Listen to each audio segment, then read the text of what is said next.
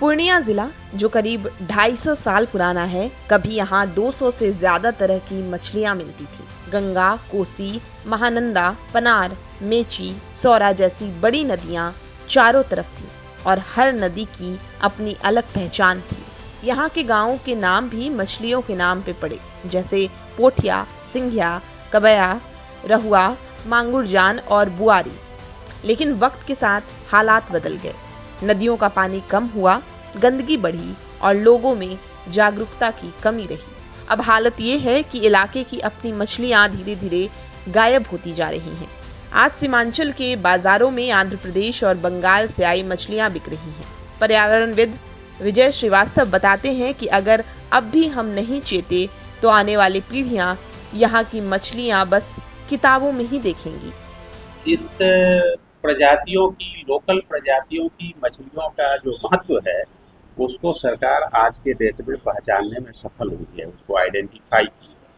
तो सरकार का प्रयास चल रहा है कि जो जहाँ लोकल प्रजातियाँ की मछली थी जो विलुप्त हो गई है उसको रेस्टोर किया जाए, उसको पुनर्जीवित किया जाए, उसको संरक्षित किया जाए। तो सरकारी स्तर पर, प्रशासन के स्तर पर ये काम चल रहा है।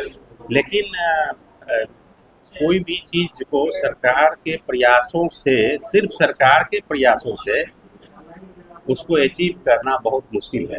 जब तक आम नागरिक उसको भावनात्मक रूप से नहीं जुड़ेगा। बहुत सी मछलियां हैं जो विलुप्त होती चली जा रही है और कमोबेश विलुप्त भी हो गई है। लेकिन ये खुशी की बात है और प्रशंसनीय बात है, सराहनीय बात है कि सरकार के स्तर पे इस दिशा में काम किया जा रहा है। इसी खतरे को देखते हुए सरकार ने सख्त कदम उठाए हैं। जिला मत्स्य पदाधिकारी डॉक्टर जयशंकर ओझा ने बताया कि जून से अगस्त तक 3 महीने मछली पकड़ने पर रोक लगा दी गई है। जून से अगस्त तक की अवधि में मछुओं को शिकारमाही से विरत करना, ताकि मछलियां प्रजनन कर सकें और मछलियों को प्रजनन का अवसर देना।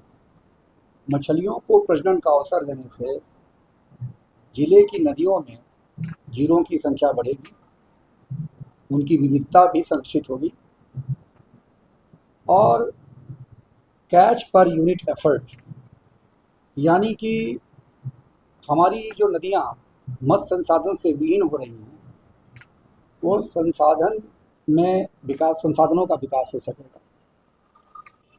और इसके साथ ही साथ जो हमारे मछुआरे भाई हैं, जो पूर्णकालिक रूप से मछली पकड़ने पर ही निर्भर हैं और मछली पकड़ने से ही अपनी आजीविका प्राप्त करते हैं।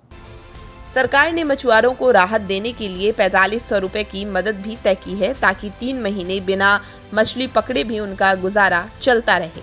साथ ही लोगों से भी अपील की गई है कि इस दौरान मछली खाने से परहेज करें, ताकि आने वाले कल के लिए मछलियां बची रहें। पूर्णिया में 6000 हेक्टेयर से ज्यादा जल क्षेत्र है और हर साल 27,000 मैट्रिक टन मछली तैयार होती है। फिर भी बाजारों में बाहर की मछलियां बिक रही हैं। सरकार नदियों में लाखों मछलियों के बच्चे छोड़ रही है, मगर असली काम लोगों को समझाने का है। जब तक मछुआरे और आम लोग जागरूक नहीं होंगे, तब तक बदलाव मुश्किल है। TV9 के लिए मोहित पंडित की रिपोर्ट।